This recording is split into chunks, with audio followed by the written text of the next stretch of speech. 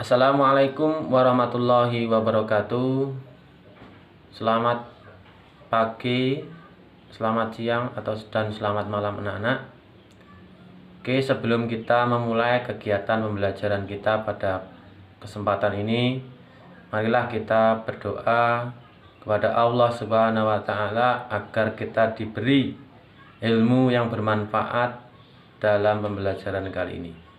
Oke, silahkan kita mulai dengan berdoa. Berdoa mulai.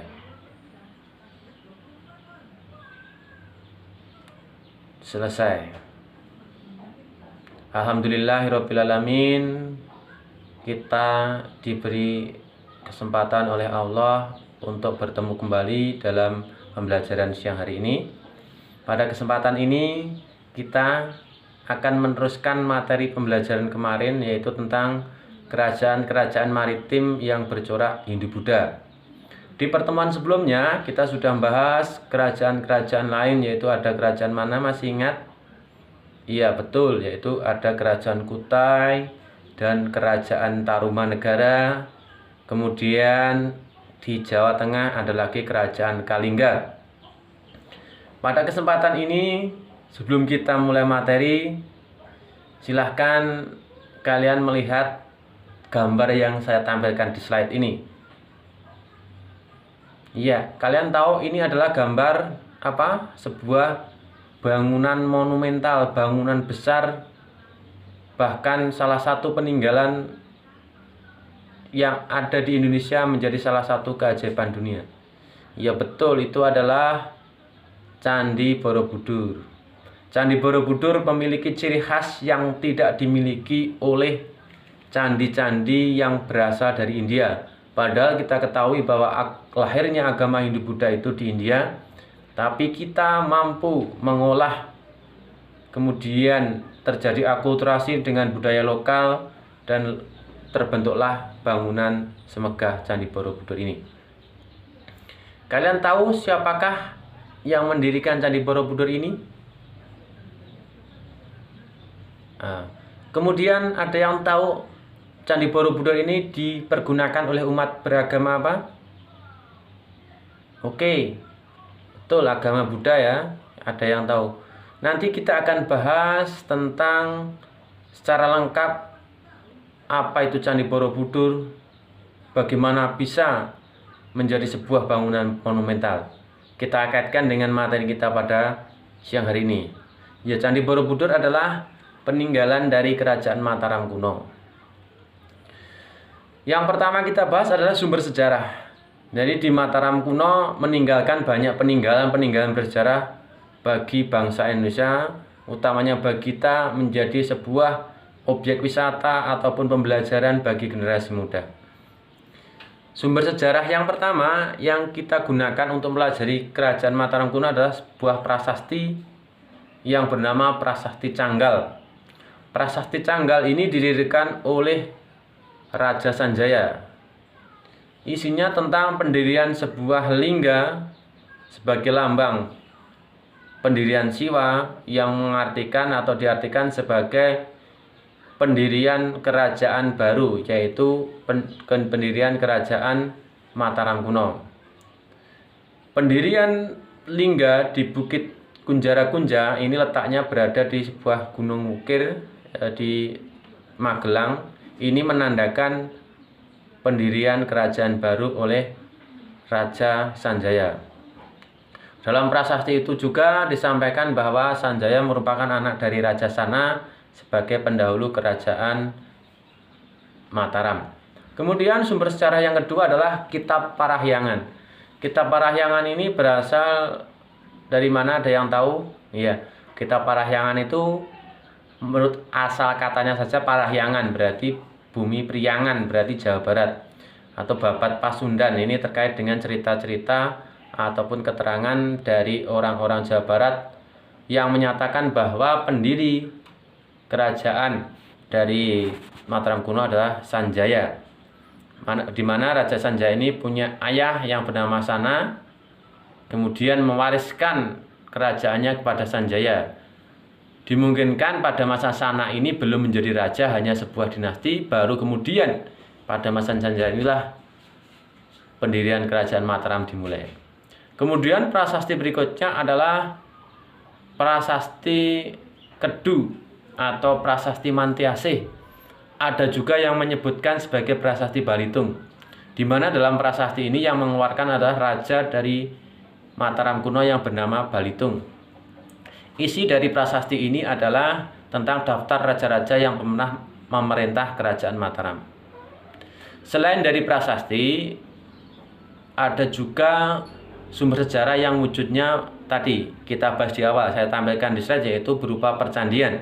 Percandian ini terkumpul di Jawa Tengah yang terbagi dalam Candi Jawa Tengah Selatan dan Utara, yang mana Candi Jawa Tengah Utara ini rata-rata merupakan warisan peninggalan dari dinasti Sanjaya yang memeluk agama Hindu, dan di bagian Jawa Tengah Selatan merupakan peninggalan dari dinasti Sailendra yang memeluk agama Buddha.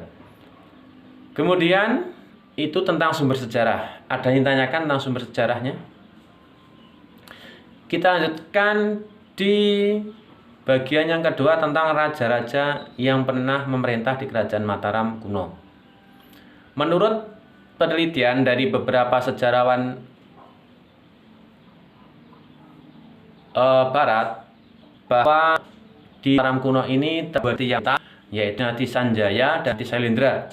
Dinasti Sanjaya ini memeluk agama Hindu dan dinasti Sailendra memeluk agama Buddha. Yang pertama kita bahas dari dinasti Sanjaya. Berdasarkan prasasti Canggal, pendirinya adalah Raja Sanjaya. Raja Sanjaya kemudian digantikan oleh putranya yang bernama Panangkaran. Ini berdasarkan prasasti Klurak tentang Panangkaran ini, yang merupakan raja yang menjunjung tinggi perbedaan, dan pada masa pemerintahannya lah di Mataram kuno ada dua agama yang saling berdampingan, yaitu agama Hindu dan Buddha. Dan Raja Panangkaran sendiri akhirnya nanti memeluk agama Buddha. Kemudian raja yang selanjutnya adalah Raja Panunggalan.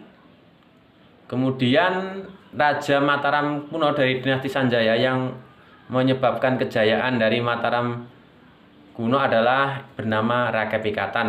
Pada masa Rakepikatan ini berhasil menggabungkan Mataram dua dinasti, yaitu Sailendra dan Sanjaya, lewat politik perkawinannya dengan putri Samaratungga dari dinasti Sailendra yang bernama Pramodawardhani, sehingga Mataram mencapai kejayaan perluasan wilayah pada masa Rakepikatan.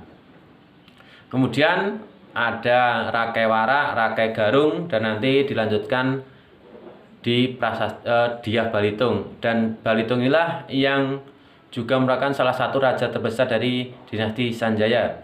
Peninggalannya salah satunya dalam prasasti Kedu atau Mantiasih yang menyebutkan daftar raja-raja Mataram. Ini menjadi bukti bahwa Balitung merupakan raja yang besar dari kerajaan Mataram kuno. Itu adalah raja-raja dari dinasti Sanjaya. Kemudian kita akan membahas raja-raja yang pernah memerintah dari dinasti Sailendra.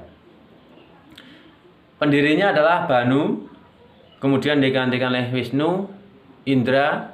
Jadi ketiga raja ini sumber sejarahnya tidak terlalu banyak. Raja berikutnya yang meninggalkan sumber sejarah sampai bisa kita pelajari adalah Samaratungga.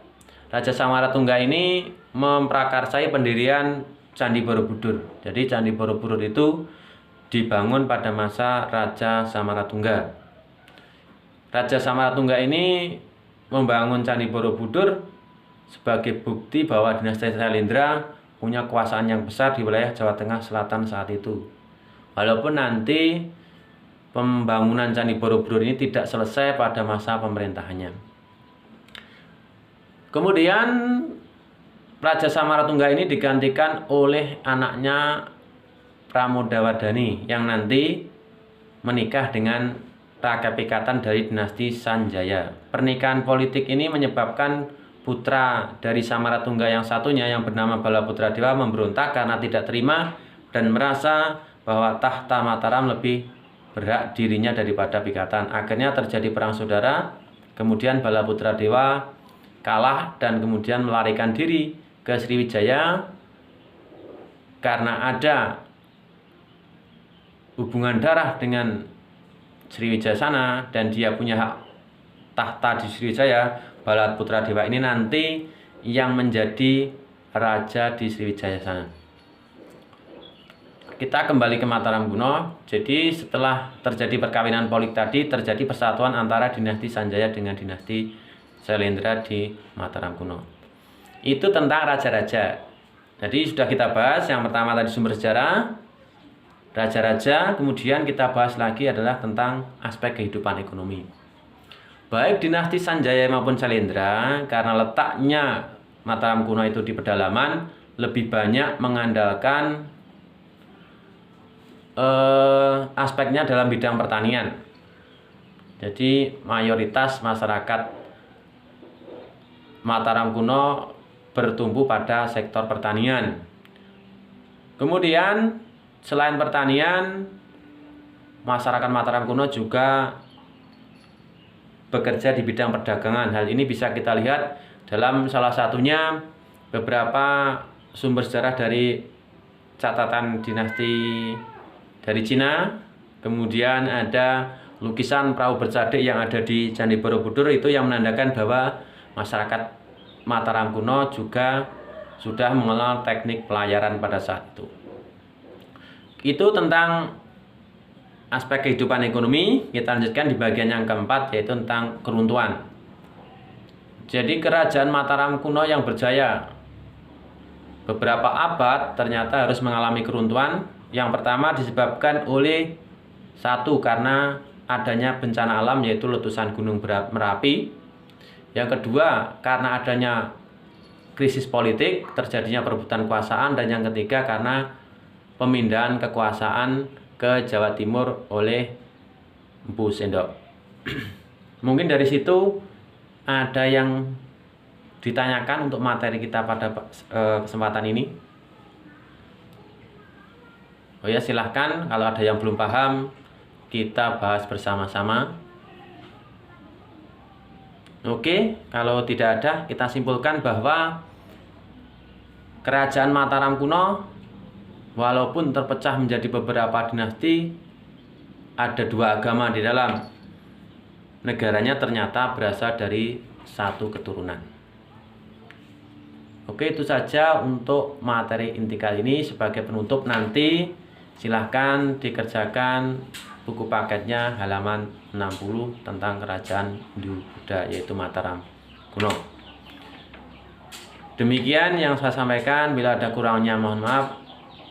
Saya akhiri. Assalamualaikum warahmatullahi wabarakatuh.